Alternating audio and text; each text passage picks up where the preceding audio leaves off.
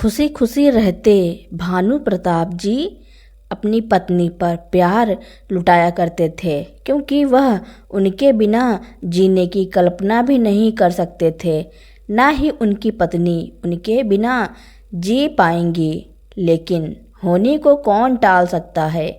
एक दिन भानु प्रताप जी की पत्नी सुनैना जी उन्हें छोड़कर चली गईं। यह सदमा भानु प्रताप जी बर्दाश्त नहीं कर पाए। उनकी बेटी ने उन्हें लाख संभालने की कोशिश की, लेकिन वह संभल ही नहीं पा रहे थे।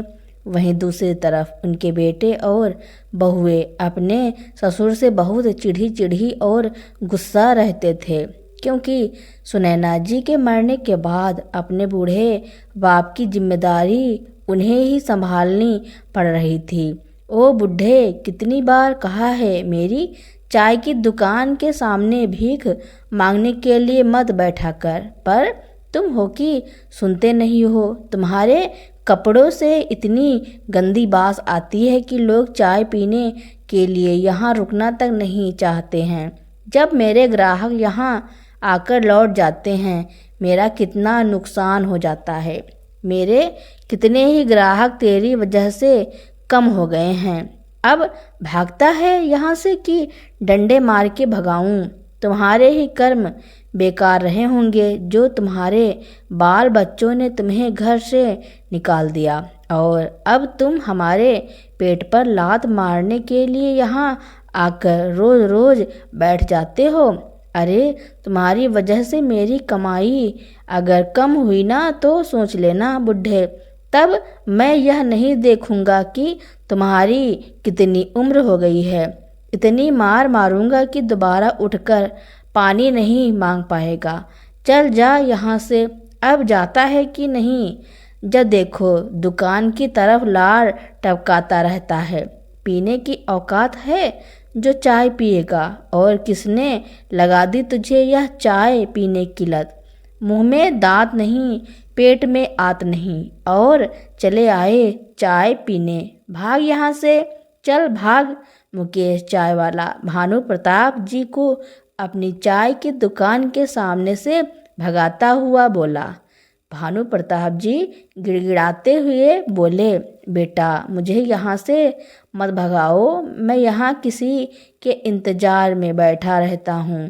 अब क्या ही बोलूँ बेटा, जिसने इस चाय की आदत लगाई वह तो मुझे जीवन के आधे रास्ते में ही छोड़ दे गई और अकेला छोड़ गई। पर जैसी भी थी वही एक थी जो मेरे मन की बात समझती थी।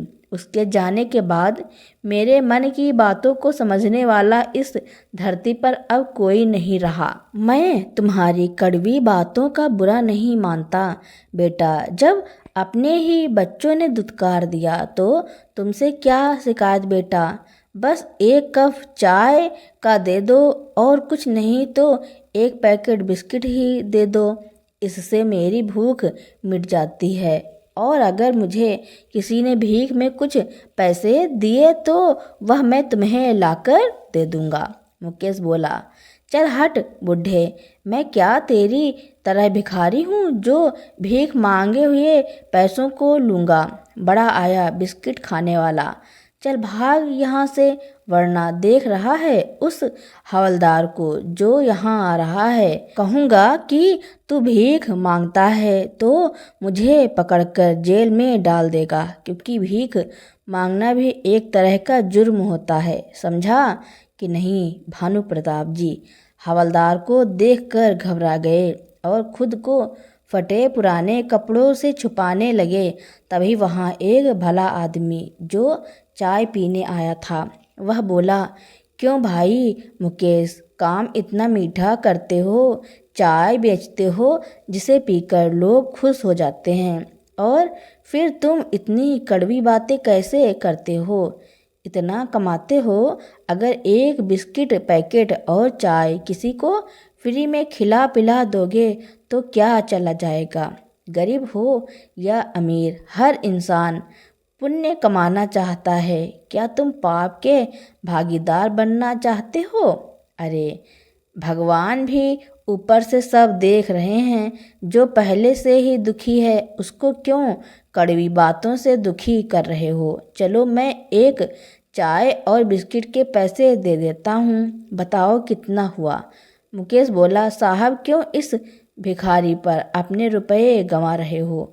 देखो तो रोटी की भूख नहीं है इसे, तो चाय की भूख है। तो राहगीर बोला, अच्छा तो 20 रुपए में एक चाय और बिस्किट उनके लिए भी लगा दो। इतना कहकर वो चाय बिस्किट लेकर भानु प्रताप जी को देते हुए बोला, लो बाबा पी लो, पर यह बताओ यह चाय तुम्हारी भूख कैसे मिटाएगी?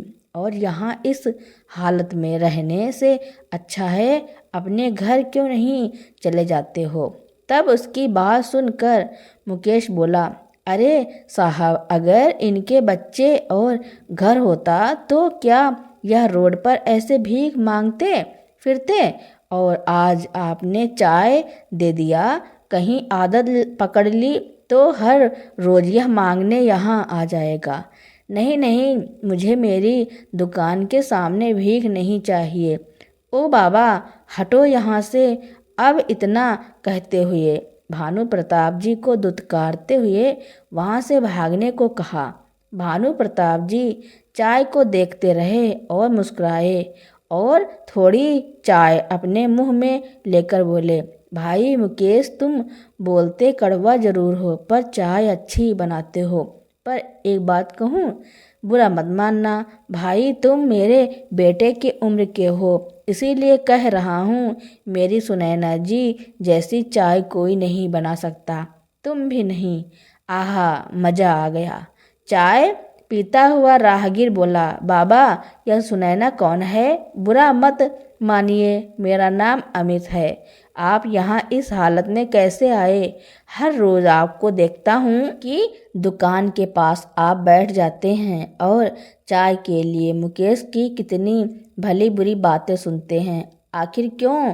कुछ तो बताओ अपने बारे में। भानु प्रताप जी बचे हुए बिस्किट को अपने कुर्ते की जेब में लपेट कर रखते हुए उससे बोले, तुमने आज मेरी आत्मा को तृप्त किया है, भगवान तुम्हारा भला करेगा। तुम सुनैना के बारे में जानना चाहते हो ना? हाँ, मेरी सुनैना मेरी धर्म पत्नी, जो जीवन के बीच रास्ते में ही मुझे अकेला छोड़कर चली गई। उसके अलावा मेरे मन की बातों को समझने वाला कोई नहीं रहा। अब इस दुनिया में कहते कहते भानु प्रताप जी की आंखों से आंसू बहने लगे और वह पुरानी यादों में खो गए, जिस दिन उनकी पत्नी सुनैना उन्हें छोड़कर इस दुनिया से चली गई थी। जब उनकी मौत हुई तो वह अपनी पत्नी की लाश के पास बैठकर बस रोए जा रहे थे और कहे जा रहे थे, सुनैना उठो ना, उठो ना सुनैना, मुझे चाय पीने की आदत लगा दी और अब खुद चली गई। बेवफा, देखना अब कभी चाय नहीं पीऊँगा। लो रखो अपनी चाय, हो सके तो ले जाओ अपने साथ। कहता था मैं कि तुम ही पिया करो चाय, मुझे मत दो, पर तुमने बार बार पिलाकर मुझे भी आदत लगा दी। अब बताओ कौन पिलाएगा मुझे यह चाय? सुनैना लौट आओ ना। भानु प्रताप जी चाय का डब्बा जोर से आंगन में फेंक दिया और वहीं लड़खड़ाकर बैठ गए। आंगन में पूरी चाय की पत्ती चारों तरफ बिखर गई। पिताजी ऐसा मत कीजिए, आप दुखी होंगे तो माँ की आत्मा को बहुत तकलीफ पहुँचेगी। रोती हुई पारुल अपने पिता भानु प्रताप जी को संभालते हुए बोली तो भानु प्रताप बोले, छोड़ दो मुझे, मैं ठीक हूँ, बिल्कुल ठीक हूँ मैं। तुम्हारी माँ ने अपना वादा तोड़ा, मुझे जीवन की कठिन राह में बीच रास्ते में छोड़कर चली गई। कहते हुए भानु प्रताप जी आंगन से बाहर निकल गए। उनका हृदय फटा जा रहा था। उनकी समझ में नहीं आ रहा था कि वह क्या करें। कभी मन करता कि जोर जोर से रोए, कभी अपना सिर पीटने लगते और बेचैनी से दोनों हथेलियों को मलते हुए अंदर बाहर चहलकदमी करने लगते। आंगन में ढेर सारे लोगों की भीड़ जमा थी। कल रात भानु प्रताप की पत्नी सुनैना की कैंसर से मौत हो गई। 60 वर्षीय सुनैना जी हंसमुख और स्वस्थ महिला थी। कहते हैं ना कि जन्म और मृत्यु पर किसी का बस नहीं चलता, शायद इसीलिए कैंसर की वजह से वह चल बसी। जो भी सुनता दांतों तले उंगली दबा लेता और कहता, अरे कल ही तो उन्हें देखा था, भानु प्रताप जी के लिए कपड़े खरीद रही थी और आज अचानक यह सब कैसे। भानु प्रताप जी के 3 बच्चे, 2 बेटे और 1 बेटी पारुल है। तीनों बच्चों की शादी हो गई थी, सभी सुखी थे और बेटी अपने परिवार को संभाल रही थी। पर भाई और भाभी के स्वभाव के कारण मायके कम ही आना जाना करती थी। भानु प्रताप जी पारुल से संभल नहीं रहे थे। अचानक उनका बड़ा बेटा सतीश आया और पारुल को एक तरफ करते हुए बोला, हटो, बहुत हुआ दुलार और प्यार, या ऐसे नहीं समझते हैं। इतना कहकर कसकर उनकी बाह को पकड़ा और बोला, पापा जी बहुत हो गया नाटक, चलिए उठिए यहाँ से, माँ का अंतिम संस्कार करना है। अगर माँ के अंतिम दर्शन करना चाहते हैं तो कर लीजिए, फिर मत कहिए कि अंतिम दर्शन भी नहीं हो पाए मुझे। भानु प्रताप जी अपनी आंखों में आंसू भरते हुए गर्दन घुमाकर सतीश की ओर देखने लगे तो दूसरा बेटा मनीष भी वहां आकर बोला, हाँ पापा जी, भैया सही कह रहे हैं, अब माँ नहीं है जो आपके नखरे उठाएंगे। आपके नखरे उठाने वाली अब जा चुकी है और हमने आपका कहना बहुत बर्दाश्त कर लिया। बचपन में आपके गुस्से को हम सहते रहे, आपकी बात मानते रहें, जिसका नतीजा यह है कि आज आप हमारे सर पर ही बैठ गए। बहुत हुआ, अब हमारे सर पर मत बैठिए और चलिए एक आखिरी बार माँ के दर्शन कर लीजिए, ज़्यादा ड्रामा मत कीजिए। भानु प्रताप जी अपनी कांपती हुई आवाज़ में बोले, क्यों कर लूँ दर्शन, क्यों देखूं उस धोखेबाज का चेहरा जो बोलती थी कि पूरे जीवन मेरे साथ रहेगी, बीच मझधार में मुझे छोड़कर गई, वह भी तुम लोगों के सहारे।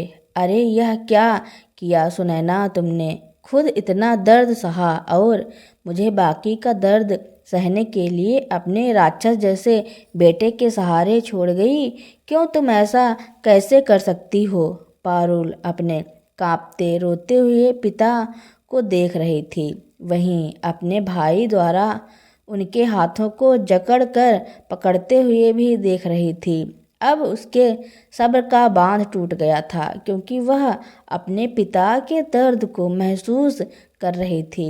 वह झट से जाकर बोली, चलिए ना पापा जी, एक आखिरी बार माँ को देख लीजिए, फिर नहीं मिलेगी वह आपको देखने के लिए। तब रोते हुए भानु प्रताप जी अपनी बेटी के कंधों का सहारा लेकर आंगन में पहुँचे। बीच आंगन में सुनैना जी का शव जमीन पर रखा हुआ था। उनके मन में जैसे समुद्री तूफान उठ रहा था। लाल साड़ी, चुनरी, मांग में सिंदूर, बड़ी सी बिंदी, पैरों में महावर, हाथों में चूड़ियाँ सुंदर लग रही थी। सुनैना जी आज ऐसा लग रहा था मानो सारा सौंदर्य सिमटकर उनमें समा गया हो। भानु प्रताप जी सुनैना जी को निहारते ही रह गए, मानो उनकी आंखें पत्थर की हो गई हों। उनका मन हाहाकार कर उठा और वह रोकर बोले, क्यों सुनैना, क्यों छोड़ गई मुझे, किसके भरोसे। तुम ऐसे समय में मुझे दगा दे गई जब मुझे तुम्हारी सख्त ज़रूरत थी। देखो लोग तुम्हारे पांव छू रहे हैं, पवित्रता की देवी कह रहे हैं, पर तुमने मेरे बारे में नहीं सोचा। इस कठोर दुनिया में इस निर्मोही रिश्तों के भरोसे मुझे छोड़ गई। लौट आओ सुनैना, मेरे मन की बात तुम्हारे सिवा कोई नहीं समझ सकता। कहते कहते वह सुनैना जी के पैर पकड़कर रोने लगे। वहाँ आसपास बैठे लोग भी अपने आंसू रोक नहीं पा रहे थे। पर भानु प्रताप जी के मुंह से यह सब बातें सुनकर वह सब आश्चर्य में सोच रहे थे और कानाफूसी कर रहे थे कि क्या उनके बेटे बहू उनकी सेवा नहीं करते या ध्यान नहीं रखते जो यह ऐसी बातें कर रहे हैं। बेचारे भले आदमी हैं, खुलकर क्या कहेंगे। अब तो लगता है सुनैना जी की मौत भी सामान्य नहीं थी, जरूर इसके पीछे कुछ वजह छिपी होगी। अचानक से सतीश आया और झट से उन्हें पकड़कर झकझोरा और उनके कान में बोला, पापा जी दिमाग सही जगह पर नहीं है क्या आपका? कहीं पगला तो नहीं गए? क्या बोल रहे हैं? इतना कहकर सतीश दूसरों की तरफ देखकर बोला, लगता है माँ के जाने से इन्हें बहुत गहरा सदमा पहुँचा है। जल्दी ही कहीं पागल ना हो जाएं। जल्दी जल्दी सब काम निपटाना होगा। सतीश ने मनीष की तरफ इशारा किया तो मनीष बोला, हाँ हाँ अब जल्दी करो। तब भानु प्रताप जी बोलने लगे, जीते जी तो तुम लोग उसे कोई सुख ना दे सके, अब मरने के बाद भी तंग कर रहे हो। तुम कहती थी जब मैं नहीं रहूँगी तब मेरा महत्व पता चलेगा। आज वही मेरे साथ हो रहा है और ना जाने आगे क्या क्या होगा। वहीं उनकी दोनों बहुएं खड़ी होकर आश्चर्य से उन्हें देख रही थी तो बड़ी बहू बोली, कहीं यह बुढ़ा इतने दिन की छिपाई हुई बातें सबको ना बता दे। रोको इसे। मनीष झट से सभी लोगों को जताने लगा कि वह अपने पिता के लिए कितना परेशान है और बोला, जल्दी कीजिए कहीं पापा जी की हालत खराब ना हो जाए। यह कहते हुए मनीष और बाकी के लोग सुनैना जी के मृत शरीर को ले जाने की तैयारी करने लगे। सब लोग तैयारी में जुटे थे। भानु प्रताप जी याद करने लगे कि एक हफ्ते पहले कैसे सतीश की पत्नी मिताली ने सुनैना जी की सफाई और कामचोरी पर सवाल उठाए थे। सवाल उठाते हुए इतनी जोर का धक्का मारा था कि बेचारी जाकर आंगन में गिरी थी और उनका सिर दीवार से टकरा गया था।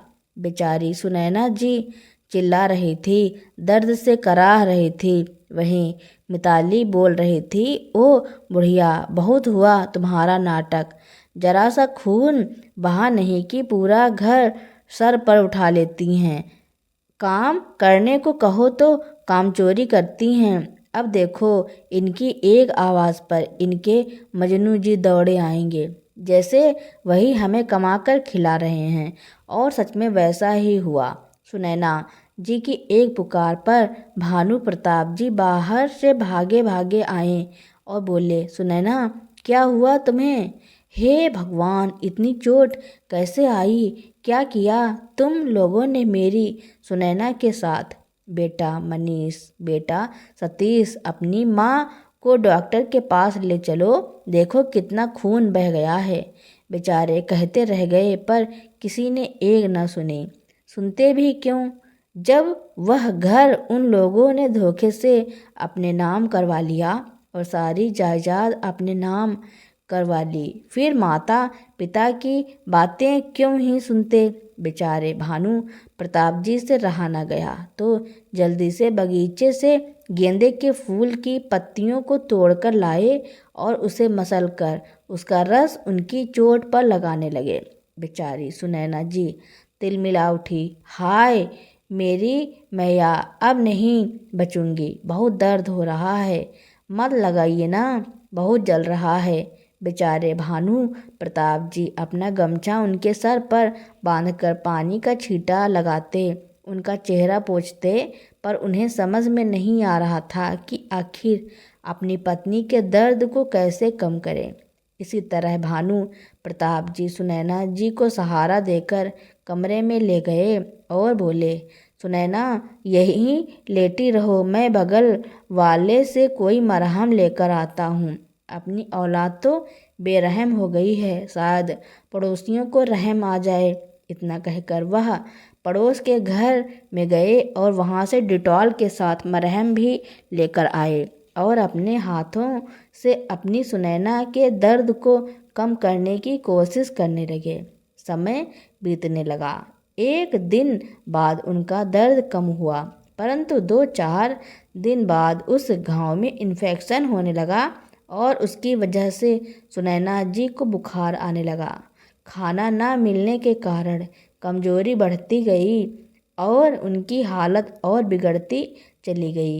एक रोज जब भानु प्रताप जी बेटे बहू से सुनैना जी के लिए हाथ जोड़कर पैर पकड़कर विनती करने लगे कि बेटा वो मर जाएगी, बहुत दर्द में है, उसे एक बार डॉक्टर से दिखा दो, तो सब उन्हें दुत्कार रहे थे और कह रहे थे कल को मरती आज मर जाए, हमें उस बुढ़िया से कोई मतलब नहीं, आपको भी मरना है तो मर जाओ, दोनों का अंतिम संस्कार एक साथ ही कर देंगे, हमारा खर्चा भी कम होगा। इतना कहकर सब ठहाका लगाकर हंसने लगे। सब लोग सुनैना जी सुन रही थी और वह दर्द उनसे बर्दाश्त नहीं हुआ, क्योंकि पिछले 1 हफ्ते से वह इसी दर्द में जी रही थी। इतना कुछ सहने के बाद शायद भगवान ने भी उन्हें मुक्त कर दिया और अगली सुबह वह मृत पाई गई। धीरे धीरे 13वीं बीत गई। इन 13 दिनों में किसी ने भानु प्रताप जी को बोलते हुए नहीं सुना। जो कुछ पूछा जाता सर हिलाकर हाँ या ना में जवाब देते। श्राद्ध करने के बाद सभी रिश्तेदार चले गए। घर में केवल दोनों बेटे बहू और भानु प्रताप जी रह गए। एक दिन भानु प्रताप जी रसोई के बाहर आकर खाने के लिए बहू को कहने लगे तो छोटी बहू नैना बोली, देखो तो जरा इस बुढ़े को, बीवी मर गई है पर इनकी भूख कम नहीं हुई है, हे भगवान कैसे खाएंगे। नैना चटनी और बासी रोटी उनके सामने बढ़ाती हुई बोली, जब तक जिंदा हैं रोटी तो देनी ही पड़ेगी, अब यह हमारे सर का बोझ बन गए हैं, देखो तो जरा कुछ कहते हैं तो नहीं, बस कैसे आँखों से हमें घूर रहे हैं, मानो हमें निगल ही जाएंगे। मैं तो कहती हूँ इनके सामने अपने पति और बच्चों को हम खाना नहीं देंगे, ना जाने उनकी बुरी नज़र उन्हें ना लग जाए। इतना कहते हुए दोनों वहाँ से चली गईं और भानु प्रताप बासी रोटी और चटनी मुंह में डालते और आँखों से आंसू बहाते और उनके मुंह से बस इतना ही निकलता, सुनैना क्यों चली गई, लौट आओ ना। जब उनसे वो खाना खाया नहीं गया तो वो इधर उधर सुनैना जी को ढूंढने लगे ताकि वह चाय पीकर ही मन को शांत कर सकें। तो नैना बोली, देखो तो जरा इस बूढ़े को खाना खाया नहीं गया लेकिन चाय पिएगा। तभी भानु प्रताप जी बोले, बहू मेरे लिए 1 कप चाय बना दो और मुझे दे दो तो शायद भूख और प्यास दोनों मिट जाए। वह कहती थी कि चाय पीने से भूख मर जाती है, खुद तो चली गई, ना जाने यह रोग मुझे क्यों लगा गई।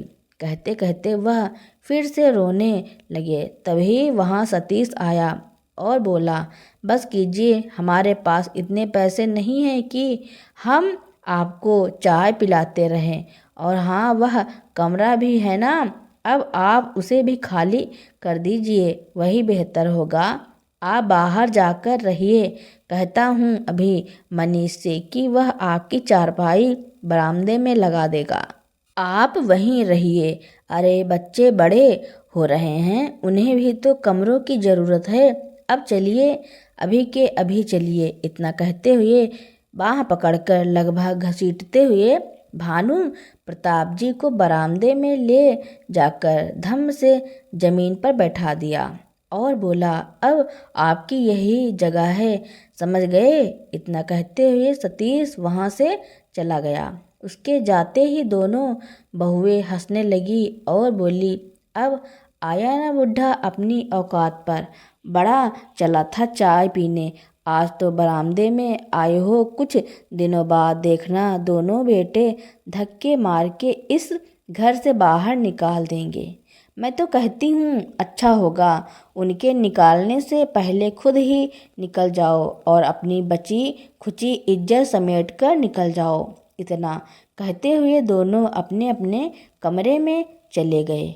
भानु प्रताप जी उस घर को छोड़कर जाना नहीं चाहते थे, क्योंकि उस घर के कण कण में सुनैना जी की यादें बसी हुई थी। जब दुल्हन बनकर आई थी और अपने जीवन के सुख दुख उनके साथ वहाँ बांटती थी, उस घर को वह कैसे छोड़कर चले जाते।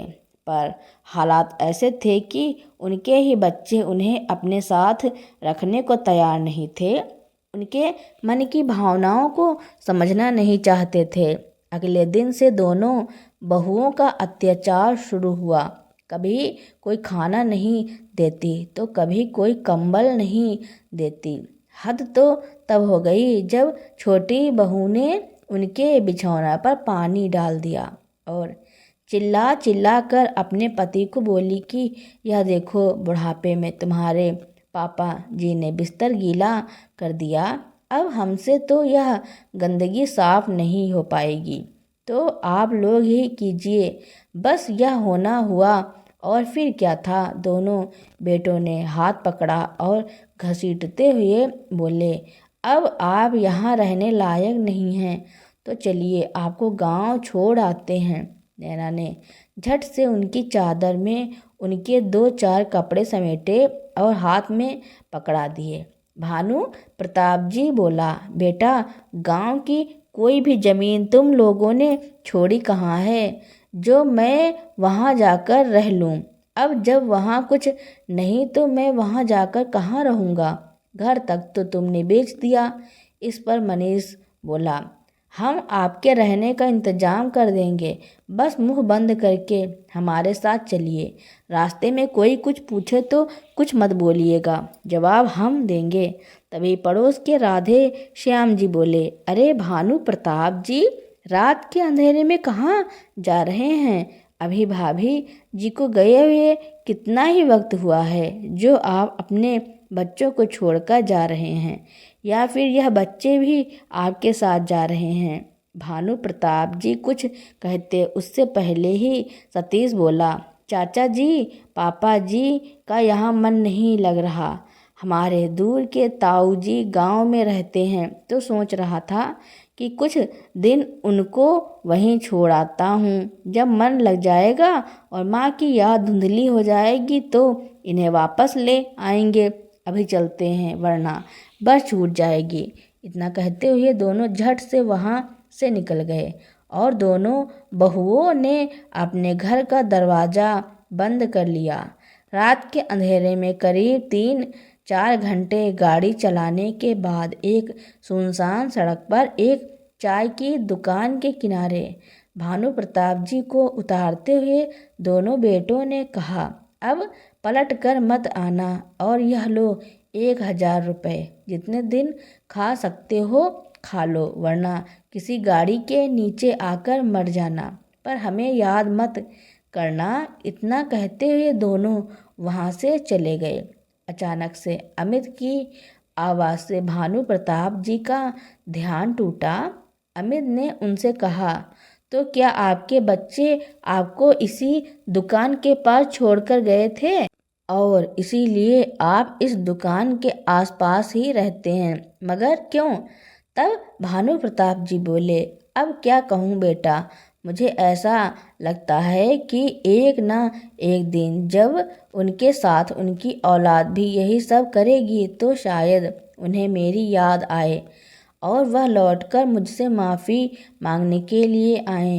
अमित बोला, बाबा, जो आपको सालों तक ढूंढने नहीं आए वह क्या आएंगे? हाँ, यह बात सही है कि आज नहीं तो कल आपके साथ भी इंसाफ होगा और देखिएगा जैसी हालत आपकी उन लोगों ने की है उससे बदतर हालत उनकी हो जाएगी। हाँ, एक बात का दुख जरूर है कि आपके मन की भावनाओं को कोई समझ ना सका, जबकि आपने क्या ही मांगा था, बस दाल रोटी और उस घर में सुनैना जी की यादों के साथ जीने का हक। पर वह यह भी ना दे सके आपको। भानु प्रताप जी की कहानी सुनकर वहीं पास में बैठा हुआ मुकेश भी दुखी हो गया और उसे एहसास हुआ कि उसने भी उनके साथ अच्छा व्यवहार नहीं किया। यह सब सुनकर मुकेश बोला, बाबा मुझे माफ़ करो, मुझे नहीं मालूम था कि आप अपने ही बच्चों के सताए हुए हैं। अगर गलती से मेरे मुंह से कुछ निकल गया हो तो मुझे माफ़ कर दीजिएगा। भानु प्रताप जी का मन अब खुश हो गया, क्योंकि सालों से इतने प्यार भरे शब्दों और इस एहसास के लिए वह दर दर भटक रहे थे। उनके मन का दर्द थोड़ा कम हुआ। अब अमित बोला, बाबा आपका मन तो सच्चा है, जिसे मैं महसूस कर सकता हूँ, पर आपको अब इस दुख में जीने के लिए तो मैं यहाँ पर छोड़ नहीं सकता। अगर ऐसे समय में मैं आपको यहाँ छोड़ दूँगा तो मुझसे बड़ा पापी कोई नहीं होगा। चलिए आप जैसे लोगों के लिए भी इस दुनिया में एक स्थान बनाया गया है, जिसे वृद्धा आश्रम कहते हैं। वहाँ कम से कम इज्जत की 2 रोटी मिलेगी और छोटे मोटे काम जो आप कर सकते हैं वह करके आप अपनी कमाई से इस मुकेश से चाय खरीद कर पी सकते हैं।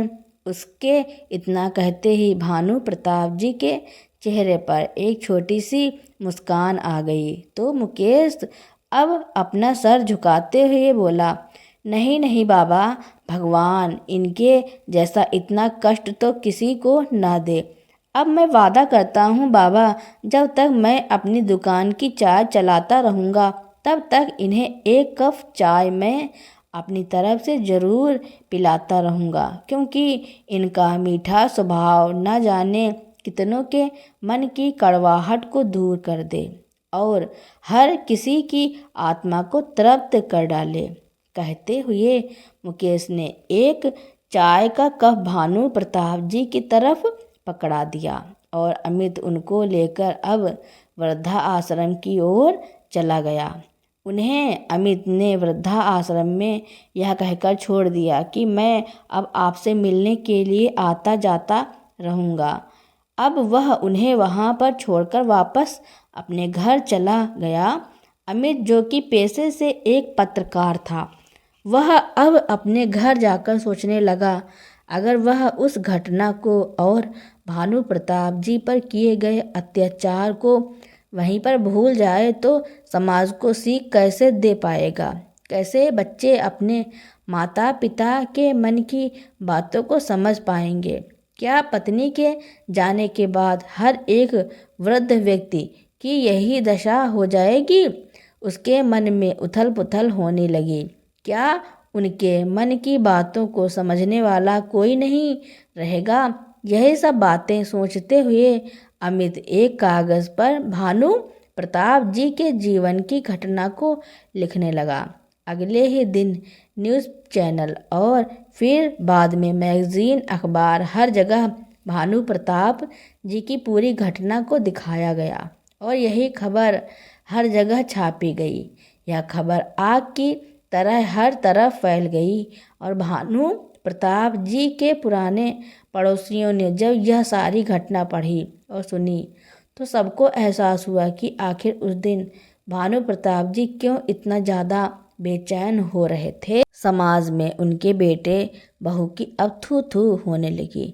अमित ने भानु प्रताप जी की सहमति लेकर पुलिस में कंप्लेन दर्ज करवाई। दोनों बेटे बहू को पुलिस ने पकड़ा और जब भानु प्रताप जी से पूछताछ की तो उन्होंने बताया कि ज़बरदस्ती दोनों बेटों ने उनकी पत्नी का अंगूठा लगवाया और उनसे दस्तखत करवाए थे।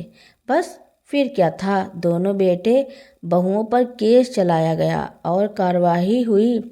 पारुल ने भी आकर गवाही दे दी कि दोनों भाई भाभी कैसे उसके माता पिता पर अत्याचार करते थे। देखते ही देखते दोनों बेटों की नौकरी भी चली गई और वह दर दर भटकने लगे। जब कोई रास्ता नहीं दिखा तो बेटे बहू उनके सामने पैर पकड़कर उनसे माफ़ी मांगने लगे, लेकिन भानु प्रताप जी ने उनसे मुंह मोड़ लिया, यह कहकर कि तुम लोगों ने मेरी सुनैना को बहुत कष्ट दिया, जिसके कारण जीवन के इस बीच रास्ते में उसे मुझे छोड़कर जाना पड़ा। मैं तुम लोगों को कभी माफ़ नहीं कर पाऊंगा और कुछ ही दिनों में उनकी सारी ज़मीन और जायदाद जो बेटे बहू ने अपने नाम करवा ली थी, वह सब उनकी हो गई और वह उस ज़मीन को बेचकर सारी जमा पूंजी वृद्धाश्रम को बनवाने में लगा दिया। जब वृद्धाश्रम बन गया तो उसकी देखरेख के लिए उन्होंने अपनी बेटी और अमित को रखा। अब दोनों मिलकर उस वृद्धा आश्रम की देखरेख करते थे और वहीं वृद्धा आश्रम के एक कमरे में भानु प्रताप जी भी रहते थे। कभी कभार उनकी बेटी और वह अमित भी उनसे मिलने आता रहता था। तो दोस्तों, भानु प्रताप जी ने आखिरी समय में जो निर्णय लिया उसके बारे में आपका क्या कहना है और यह कहानी आपको कैसी लगी कमेंट में ज़रूर लिखना। मेरी कहानी सुनने के लिए आपका बहुत बहुत धन्यवाद।